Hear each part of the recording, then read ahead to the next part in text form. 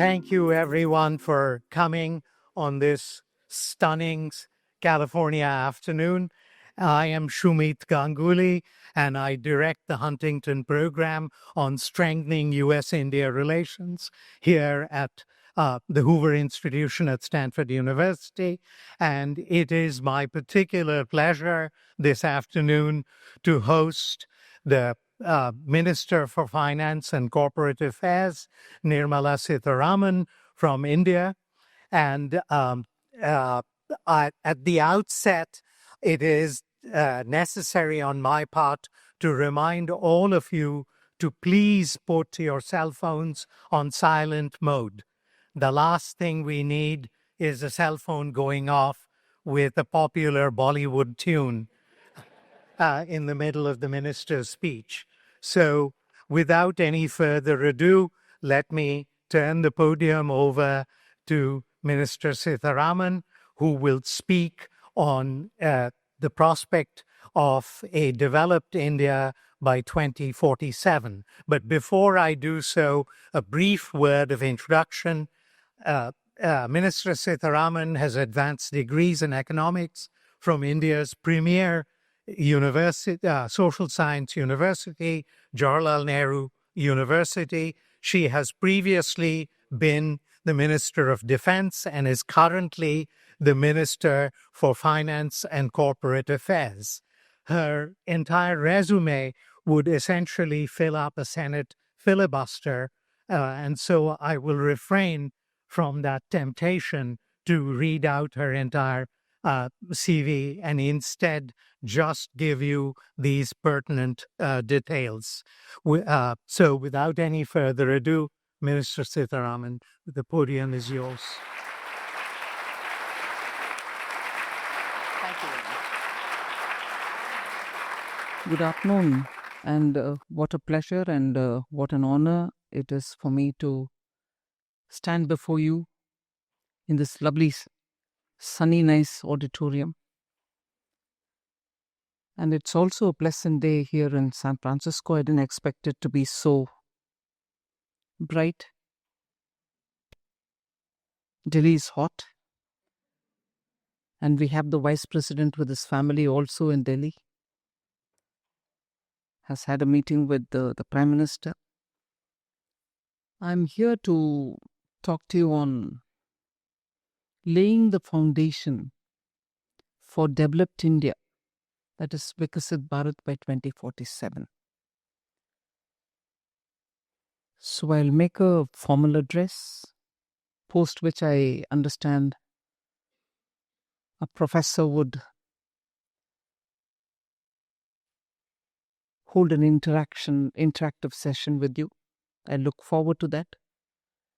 So indulge me with this formal address that I like to do on the topic. India's journey to become a Viksit Bharat by 2047 is not merely an aspiration, but a shared national mission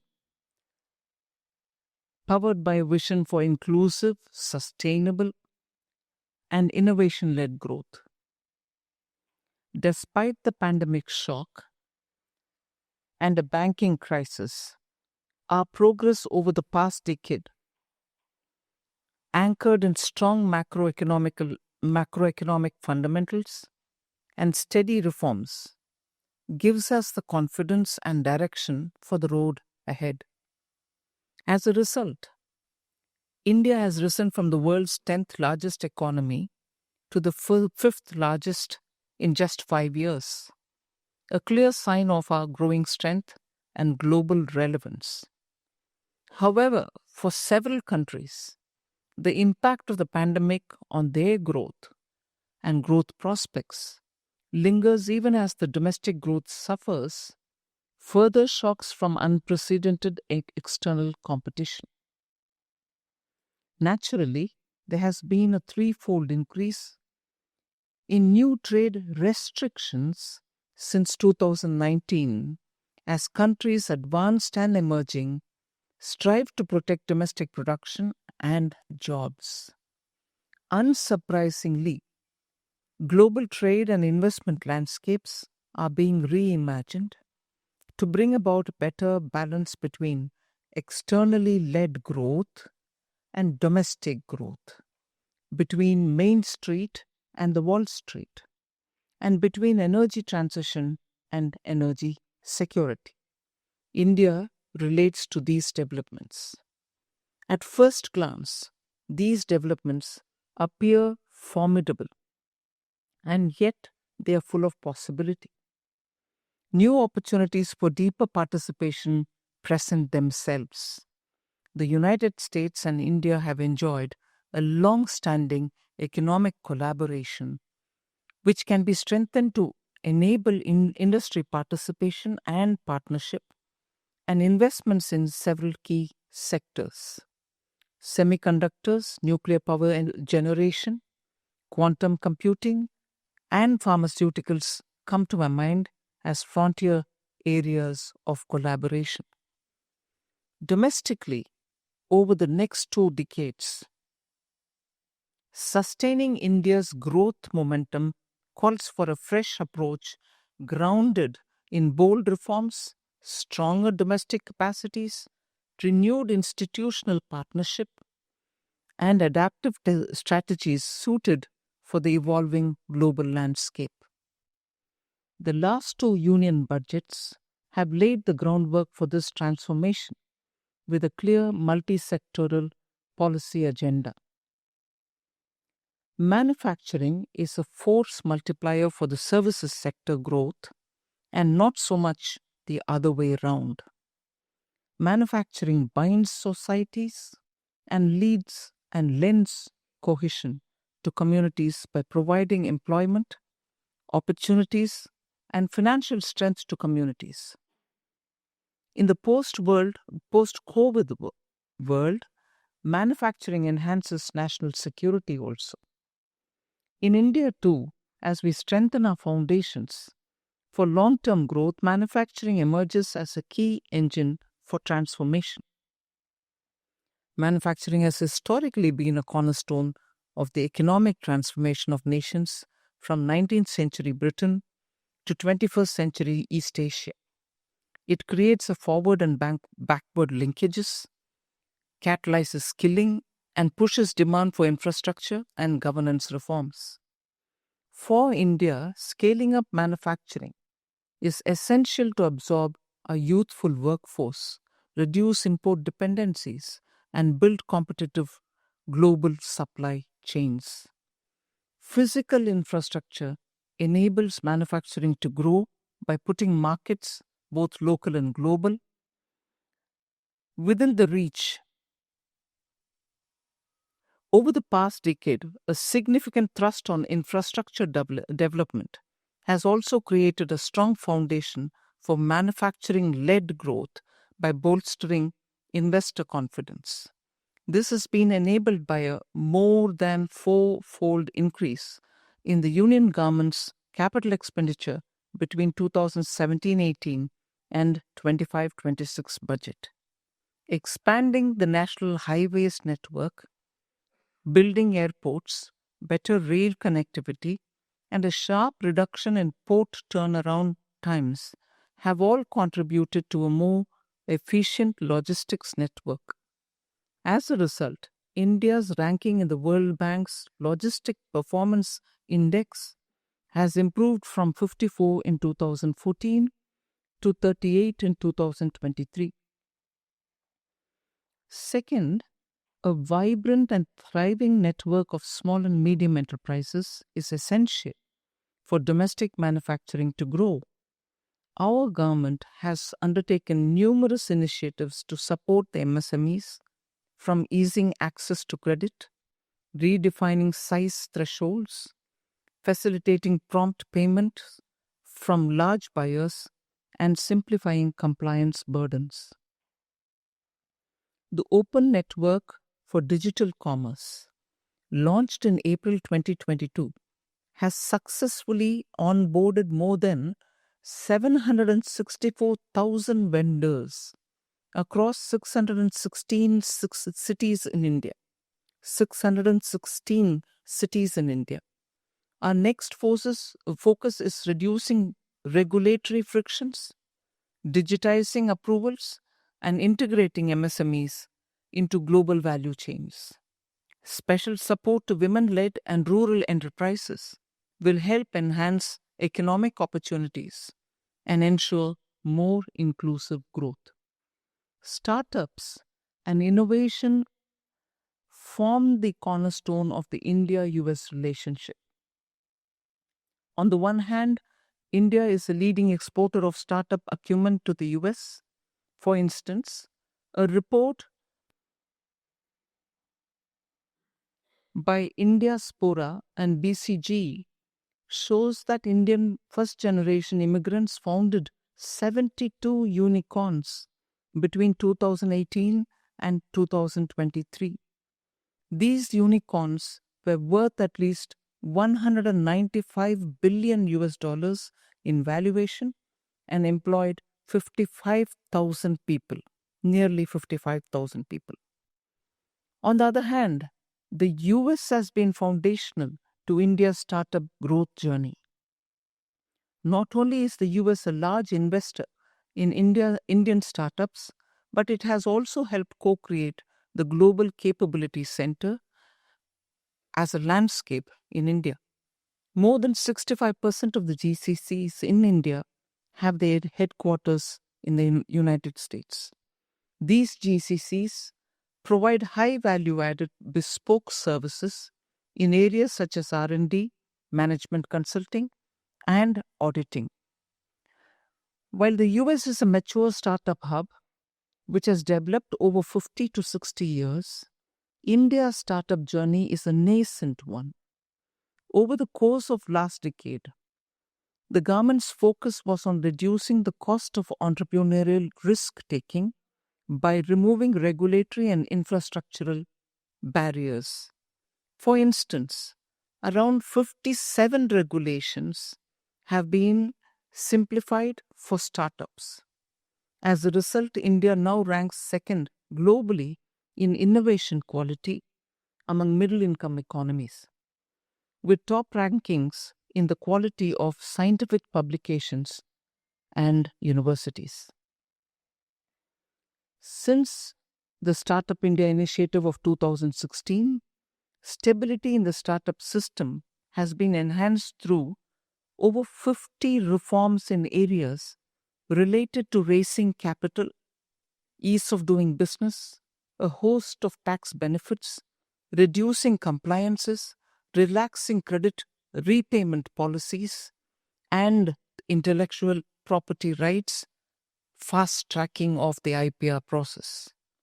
The fund of funds and the creating and the credit guarantee scheme for startups support seed funding and successive credit needs.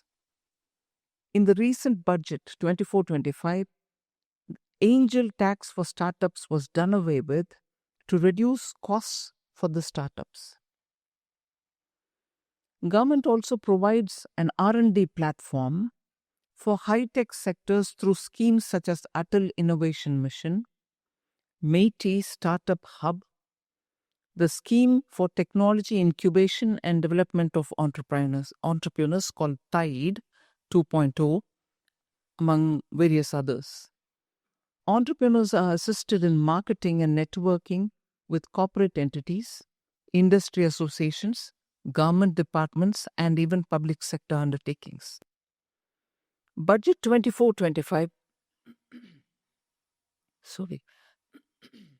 Budget 24-25 explicitly states innovation, research, and development as an area of priority while charting the roadmap to Viksit Bharat. The budget also sought to operationalize the Anusandhan National Research Fund for prototype developments. Further, a financing pool of 1 trillion rupees was allocated for intensifying private sector research. Successfully scaling up businesses calls for skilled workforce.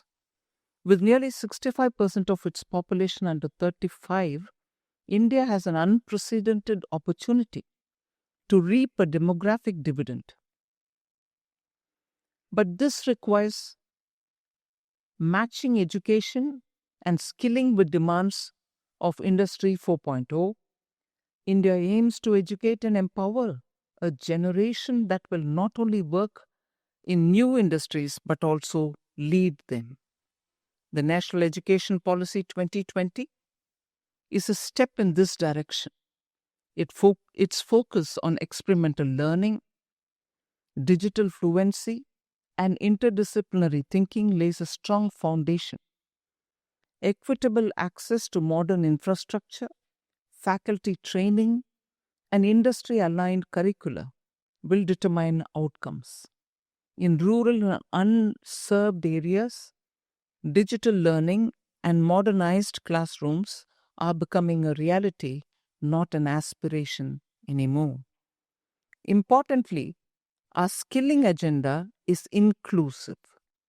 We encourage greater participation of women in the workforce and are committed to eliminating the hurdles to women's employment. Ensuring workplace safety, equal opportunity, and access to finance for women entrepreneurs will enrich the workforce, strengthen social equality, and so on.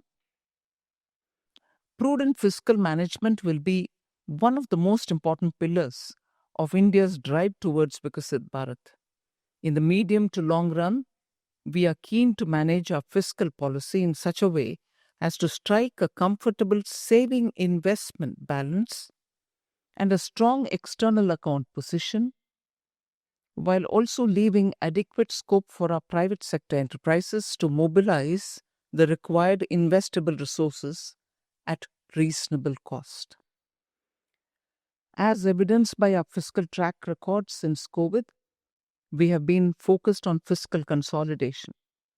In 2020-21, we promised to more than halve the fiscal deficit. We have delivered on that promise as the federal government's deficit ratio has declined from 9.2% of the GDP to a budgeted 4.4% of GDP this financial year. The high quality of fiscal consolidation is reflected in the increased share of capital expenditure over the years. Alongside the reduction in debt and deficit, the government's capital expenditure as percentage of GDP increased from 2.1% to 3.1% in 2025-26 compared to 2020-21 when it was 2.1%. We have also announced a glide path to medium-term consolidation. We see government as an enabler. Unleashing the productive forces I have mentioned so far requires broad-based deregulation and an emphasis on trust-based governance. Over the last decade, we have undertaken structural reforms, rationalizing over 20,000 compliances, decriminalizing business laws, and digitizing public services to reduce friction.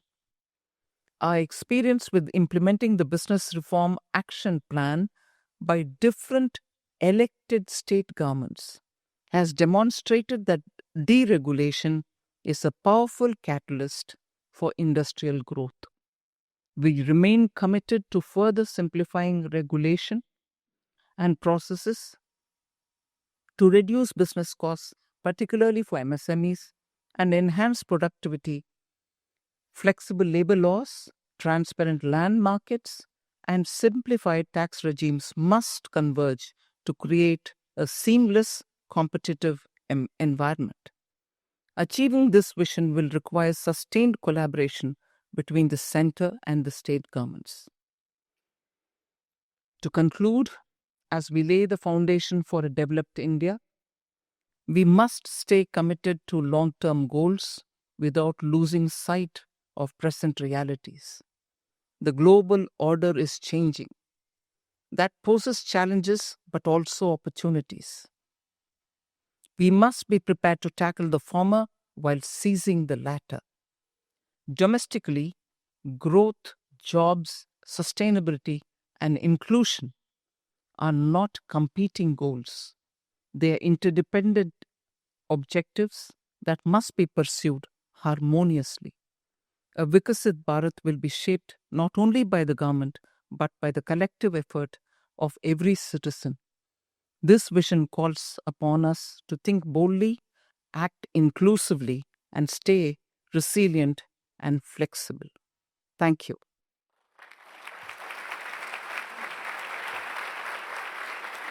It is my pleasure now to introduce Professor Stephen Davis, the Thomas W. and Susan B. Ford Senior Fellow and Director of Research at the Hoover Institution.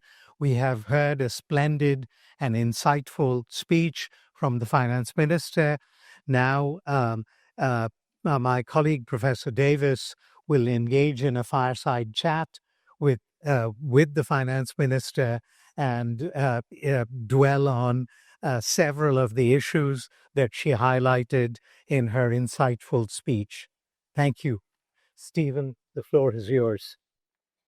Thank you, Shumit, and thank you, Minister, for joining us today, for sharing your observations and giving us a chance to talk. We and I personally are delighted to welcome you here to Hoover and to Stanford, so thank you very much. You laid out a vision for India's economic development path in the coming decades. There were many elements to it. Some were music to an economist's ear, like deregulation, trying to simplify processes for business, investment and skills, and so on. You put a lot of stress on the manufacturing sector and its development for India.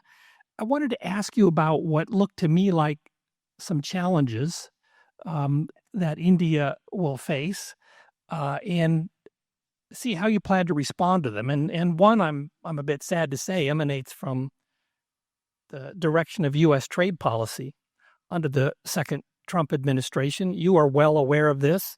I believe Vice President Vance and Prime Minister Modi met earlier today for, among other things, trade talks. You are meeting U.S. Treasury Secretary Scott Bessent later this week. I'm going to venture a guess that trade policy will be on the agenda. So the challenge here, which I think many already are well aware of, is that in the last few weeks, the Trump administration has dramatically hiked U.S. tariff rates on imports from other countries, including India. I think India's tariff rates are currently now at 10%. There's threats to raise them to 26%. It looks like there could be a major change in the global trading system that makes it harder to generate an export-led growth process through manufacturing or otherwise. And as I sit here as an American, as an economist, I wonder what it looks like from your vantage point as an Indian finance minister. So tell me what it looks like and how you think India can navigate this challenge. Session, I think it gives me an opportunity to explain quite a few things that Prime Minister Modi is planning for his third term. I derive my first message for the question that you asked as my reply. The first message is when you have stability in government, when you have consistency in policy, a predictability in tax regime, investments and growth can be planned and executed to a large extent.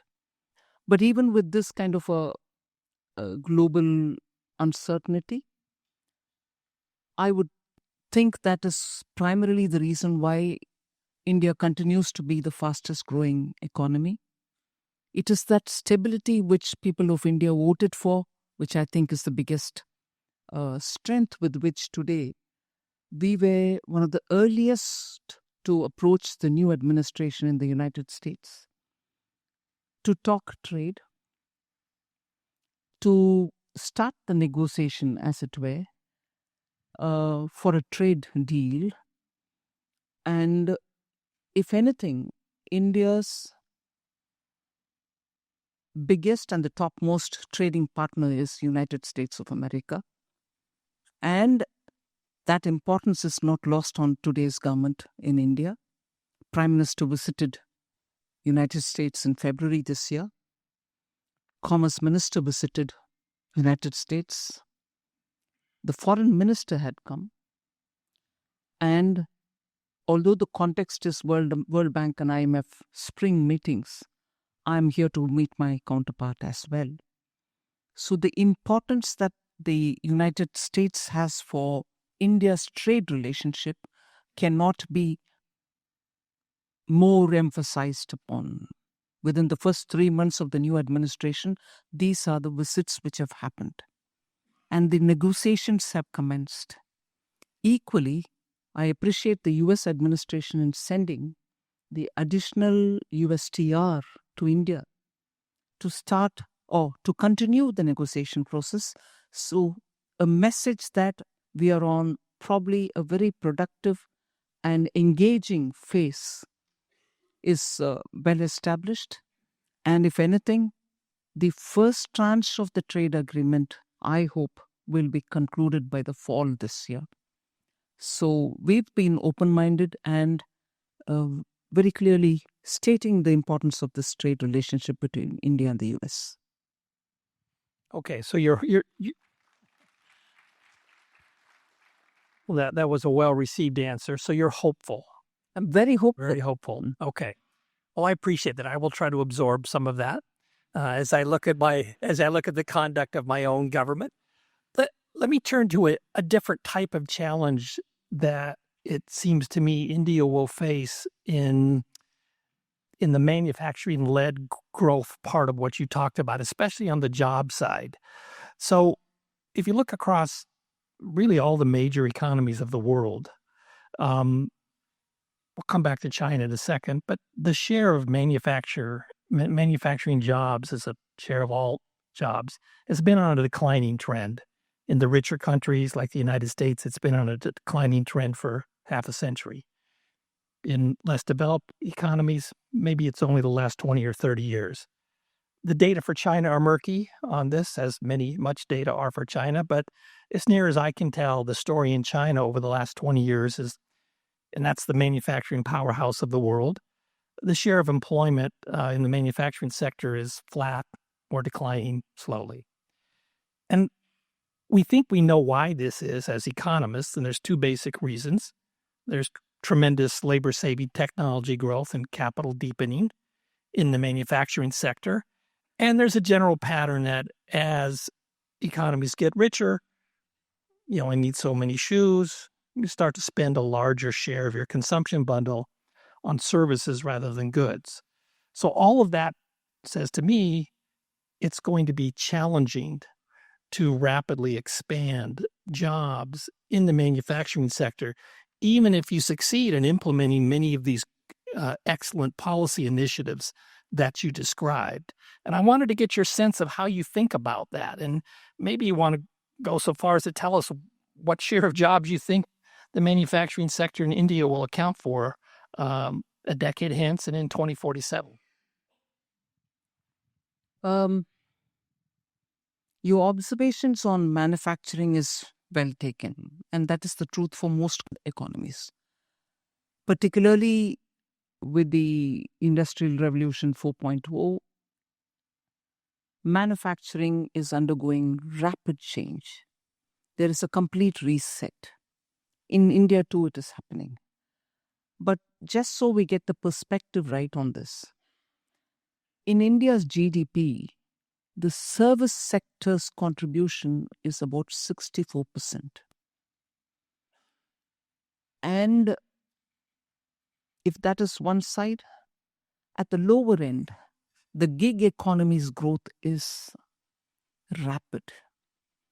In fact, if 7 million people are in the gig economy today, 7.1% people are in the gig economy today, we expect that to go to 23. I say, yes, 23% by 2030. That's not manufacturing. Similarly, your 64% contribution is also not from manufacturing. It is from the service sector.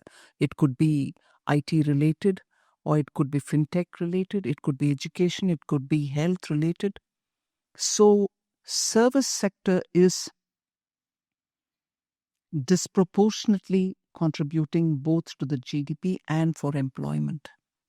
But that's not to say that there is no increase in employment. It is, just a minute, to correct the number which I said, 7.1 million people are in the gig economy today as of 21-22 data, and that would go to 230 million by 2030. That is the rough estimate. So that's not manufacturing, and the contribution, 64%, is also focusing on IT, fintech, education, and health.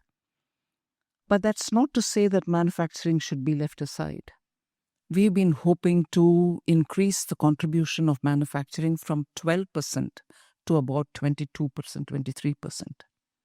But that is very clearly, in the last 10 years, sharp focused on 14 sectors which we identify as sunrise sectors, which can be semiconductors, renewable energy components, medical devices, or because we've launched a hydrogen mission in those areas, batteries, and so on. So, if those are the sectors for which we want to give a push in order to strengthen our manufacturing, we've come up with schemes which will support them, and that's paid off as well.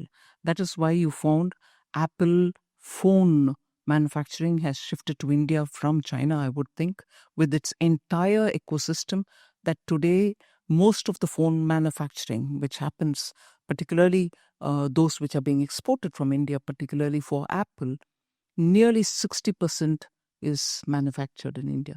That was a very quick and rapid policy-driven support for bringing that entire ecosystem to India. So with those 14 sectors, production-linked incentives being offered, for every additional unit that you produce and export, you're going to get an incentive from the government.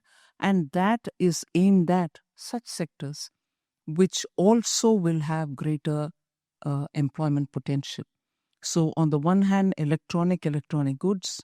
Similarly, labor-intensive sectors like the textile, leather, meaning leather and footwear, these sectors are being given incentives. So in order to support greater job creation, that specific point that you asked me, in the July budget, which was not a full year's budget, immediately after the election to the third term of Prime Minister Modi, we'd come up with 4 different schemes where we support first-time job seekers if they formally entered into a formal enrolling in the EPFO, Employees Pension Fund Organization, the EPFO organization. In other words, if they formally get into jobs, the first employees get an incentive.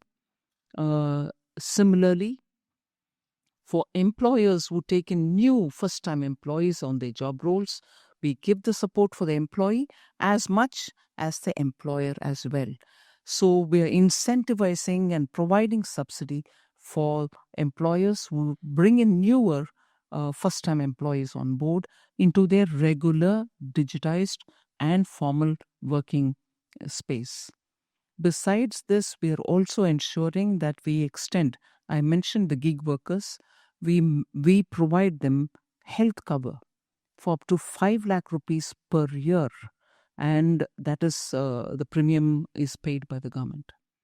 So in similar fashion, we also want to expose our youth to what the industry expects from you. No good you passed out of an institution, but you're found not fit for the company's requirements. So we give them a training or some kind of an internship where the government pays the money for these interns in top 500 companies, so that they can choose the company with no compulsion. It can be within the district where you are living. And in that process, they get to understanding the requirement which companies have for a job seeker. Once he's exposed to that, he's also extended further skilling and upskilling opportunities all paid by the government. So for creating jobs, we are actually taking these measures. And are they bearing result or not? Yes, they are bearing result. In fact, between 2017, 18 and between 23, 24, from somewhere in the range of 48% worker to population ratio, it's now gone to 52%. So the needle is moving towards greater employment opportunities. Okay, thank you for that. So I hear you saying that done right with the right set of policies, you do see lots of potential for growth in manufacturing activity and manufacturing jobs, and you describe what some of those policies are. Let me turn to another topic that you mentioned briefly in your speech, which is the employment participation of women in India. So some of the audience will know this already. You certainly do. Employment rates among Indian women are quite low compared to comparably developed economies elsewhere in the world, even in the urban parts of the country, not just in the rural parts. We actually held a conference here last week organized by a Hoover Fellow, Suhani Jalota. She's sitting somewhere in the audience here. That was a major focus of the conference. So I think it's widely recognized that it would be desirable to bring more women into the labor force in India. I gather that's your view. I wanted, though, to ask, maybe you want to say something about why is India in that situation? And then what is the proper role for the Indian government to facilitate that process? Because obviously the government doesn't do everything. And how do you think about the proper role of the government in addressing what many see as a social problem as well as an economic problem? Well, since 2015, the government has been running a program which is an umbrella kind of a scheme. Begins Beti Bachao, Beti Padhao, meaning save the girl child even as she's about to be born. Because in some states in India, and I say in some states clearly, where there was a bias in favor of boys and they didn't want girls. And there were ever so many methods in which you would abort a prospective girl child from being born. That practice, because of the persistent awareness building campaign, and this is not just today, it's been a campaign would run, good positive results would happen. I remember in the state of Tamil Nadu, where I come from, there was a scheme run by the chief minister herself, who was a woman, and she kept a cradle outside her office, a cradle outside her residence. For people who didn't want newly born girl children, they could leave it in the cradle and go away, and she would make the institutions in the government to adopt the children, such children who are left behind, and ensure that they are safe, given education and every opportunity. So periodically in India, you've had this awareness building. Prime Minister Modi's campaign has literally been across the country, and it has borne result, particularly in those states where the sex ratio was adversely affected. There was a time when in some states, for every 1,000 male born, there were only about 800 girl children being born. That number today has almost reached parity. And that has been because of sustained campaign. And then comes the question of Poshan Abhiyan. You track newly born children, particularly those who belong to poorer sections, for their nutrition. So supply them such food with which the child's nutrition and the lactating mother's nutrition levels are monitored and given. So I'm saying from birth up to getting your opportunities in job, every state has been co-opted. Because India's system is such, the union government alone doesn't decide on matters related to women, child welfare, education, health. There are subjects which are in the concurrent list. Both of them are equally responsible. So from the central government side, all these efforts have been. One other thing, if you're looking at a working woman who's pregnant and therefore she needs a maternity leave, till now in India, till very recently in India, they were given only 4 weeks of maternity. After delivery, you can take care of your child for 4 weeks and then get back to work, or else obviously you're at a disadvantage. It was Prime Minister Modi's insistence that you should give them 6 months. And that has been executed. So, I'm not going to now, also one other thing which I'll say, 2 budgets ago, we launched a special scheme for when interest rates all over the world and in India was running low, particularly for your bank deposits. We came up with a scheme where we said, if deposits are in the name of women, they will get a 7.5% interest as long as the deposit is kept, if it is in a woman's name. At that time, the running rate for the interest in bank deposits, for fixed deposits, was not beyond 5.5. Probably some banks would give 6. We dared to give a higher rate because we wanted women to bring their savings into the banks rather than keeping them somewhere as liquid cash at home. So strands and strands have been searched, brought out in favor of women. Property registration in the name of women had tax concessions given. We wanted more women to have their property registered in their names. When government gives housing for the poor in the name of PM Awas Yojana, it is a scheme for giving the poor people homes if they don't have homes. A pakka house is built and given. Even there, the registration is for both man and woman if they choose to, or else it will be on the woman's name. Joint name or woman's name, no, just in the man's name. So like that, every stage of woman's life, we are trying to intervene and nudge the society to see the benefit if women's. And similarly, in companies, in the boards, we want women to be appointed. And if they don't appoint them, the company has to pay a fine. But today we've reached an ironical situation where public sector companies, public sector banks are paying the fine because they're not able to get the women come onto the board. They're advertising, their awareness campaigns are run. Women are not available, and there are very many qualified women. And there are times when I personally have asked them, why wouldn't you want to come? Because my bank is paying a fine. You're so well qualified to be on the bank's board. I said, no, sorry, I'm happy. I'm doing freelance work from home. I like to keep my independence. Now, but my data will show that I'm not getting women into the board. But there are women who don't want to be on the board. So in India, therefore, and recent statistics show, particularly in STEM science subjects, there are more women than men. In universities which are top ranking in India, more women. And symbolically, I'm sure you know, when you look at ISRO, India's Space Research Organization, when there is a rocket launched, when there is a moon mission, when there is a Jupiter mission, Mars mission, the row of scientists who are sitting and getting all this done are women. And I'm very happy to say, not the women who you would imagine when they become doctors or scientists, they will have to be of a particular look and get up. No, they're like me with my sari, very happily, with flowers on their head, but rocket.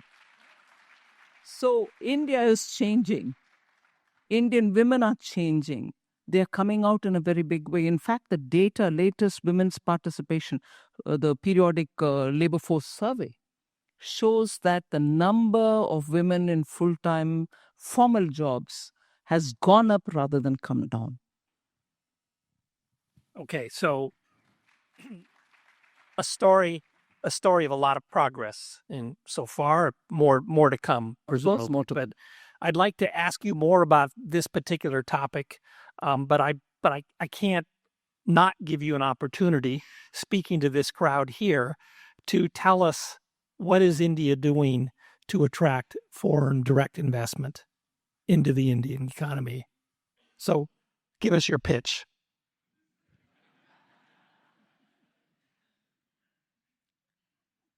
I can see John Chambers here whispering into the ears of our ambassador.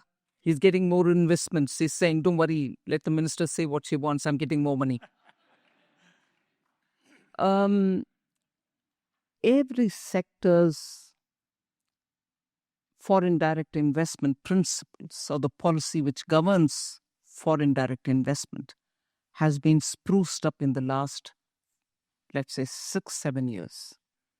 Earlier, we wouldn't allow investment from abroad beyond 49% because we were very conscious about, oh no, it should all be Indian. Now I would say there is not one sector left which doesn't have 74% or 100% FDI opened up. And through automatic route, not even through government. Very rarely do you have FDIs which have to go through government process. So it is automatic. You go to the RBI, you register, and then the money comes in. So we've opened it up. Second, in 2021 budget, we brought in consciously a policy where we said no sector will be reserved for the government alone. You know, India, since after independence, has been completely under the license quota regime. Licenses were given, quotas were fixed, regulations were tight, and in some sectors, most sectors, private sector was never allowed. Gradually, after that landmark 1991, when we had to pledge our gold reserves to the Bank of England because our economy was in dumps and IMF had to come to rescue. At that time, something which is very sentimental for Indians, it's not an individual's gold. Every individual family in India holds good quantum of gold, but the poorer sections may not have. But in India, reserving something in gold in your house is almost a very sensitive subject. But it was the country's reserve which was being pledged in 1991. But the sentiment in the country was, what? Are we pledging our gold? Have we come to this? You know, it was an emotional moment for India. That was the state of the economy then. But today that gold is back. It's all back. That gold which was pledged then was brought back now. Although the payments must have happened in trickles in between, but clearing it all up, the gold has come back. The point that I'm trying to make here is 2021 in the budget, we announced that there shall not be one sector where the private sector will not be allowed, meaning every sector, private sector, should be allowed and they should come, invest and do their business. The government may be present in a few sectors which are strategically important, whether it is for telecom purposes in the border areas or certain kind of, science-based space or such areas. Every sector has been opened up. And after opening up, the policies have also been conducively made. That is why you find in space today, there are a lot more startups functioning. They are making the satellites for different private entrepreneurs who want to monitor the groundwater level. There is a satellite given off to the ISRO saying, along with what you launch, please launch this also. But it's all completely done by Indian startups. Small groups of people working from garages are building your satellites to go into the space to monitor, let's say, agriculture, the weather conditions, rainfall, and so on. So space is opened up. Small nuclear modular reactors are being proposed. 5 will be established before 2030. And for that, private participation is coming in. Money is coming in for setting up small modular nuclear reactors. Now, if the country is going to have global capability centers in a big number, you need quality electricity supply. You're not going to get that only from solar.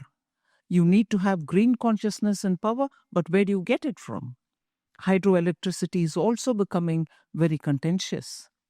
You can't go back to coal. So we said we have our own technology. Small nuclear reactors will be built. Private sector is coming in there as well. So FDI, John Chambers is listening. I will take his name for the second time. Get the FDIs into India. You've been a friend of India. Must do it. Every sector is opened up today. You know, your remarks remind me of all the gold reserves we have in the United States and Fort Knox and in the basement of the Federal Reserve Bank of New York. And I've touched the gold in the basement, and there's, every country has its But in listening to you talk and thinking about the U.S.-India trade agreements that might emerge, I would advise you to get U.S. to pledge some of its gold reserves as security, that it will actually honor its commitments. Look, so I'll go back to one thing I asked you earlier. I'm back to the and I come at this as an economist now, the low employment participation rate of women in India. And correct me if I'm wrong. I think it's especially true for married women, even among educated women. Is that correct? Well, I don't think it holds anymore. Oh, it's not. So It's across the this is board. an old-fashioned. That's right. Many things about India, the imagery, the perspective, the mind picture, take a long time to change. Policies change very quickly. Policies change and we wait for, people to act on. But India brings in that, snake, the man who's playing around with the snake, or the rope trick, or the magician, or a set of poor people who are seated. No, please come visit India today. I'm not saying we've eradicated poverty totally, but please come to India today. Without any tone of arrogance, I like to say humbly, not to decry anybody. Some of the work done in some areas in India stand out. I don't need to say anything more but quote the digital public infrastructure that India created. It's a beautiful India start. And it is not just for giving you an identity. 1 billion identities have been given. What? Using 3 things. Your iris, or your facial image, or your thumb impression. And that came of help when we wanted to, during COVID, send people money to their bank accounts. Because using this identity, 1 billion accounts were created.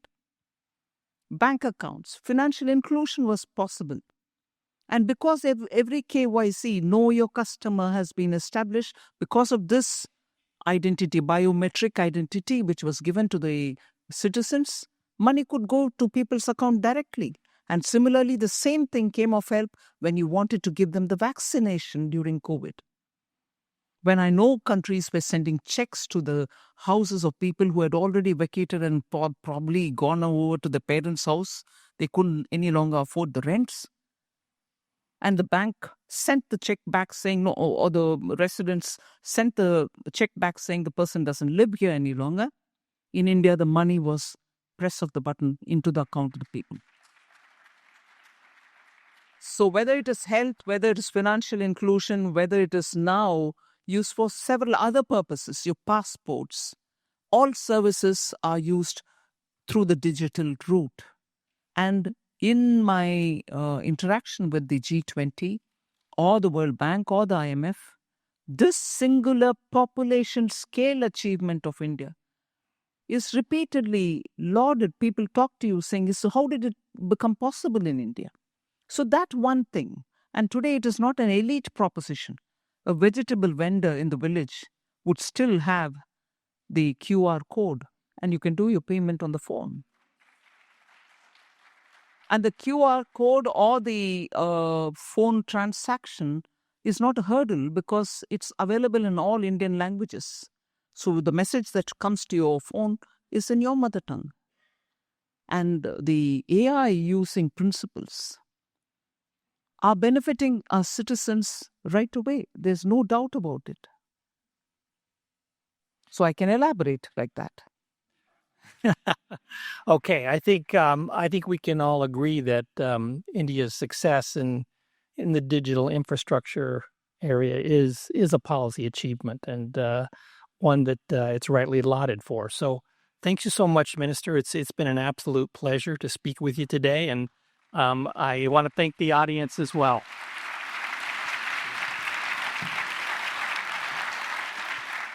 I'd like to thank Minister Sitharaman for spending the past hour with us and for sharing her insights on India's economic future.